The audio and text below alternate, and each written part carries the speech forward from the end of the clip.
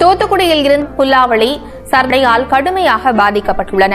வீடுகள் முழுமையாக இடிந்து காதல் கேட்டுக்கொண்டு வருமா? தோட்டத்துக்குள் பறவை வந்தால் வேலி என்ன தடுத்திடுமா? காதல் காட்டு செடி போலே கட்டளைகள் போடும் போதும் பூக்கள் பூக்க மறுத்திடுமா? புலி வாழும் குகையுள்ளே கிளி வாழும் வீரத்தை மனதோடு தந்திடுமே காதல்தான்.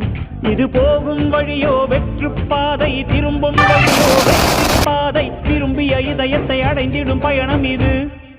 கடல் தாண்டும் பறவைக்கெல்லாம் வழியில் மரங்கள் கிடையாது, ஆனாலும் கண்டம் தாண்டி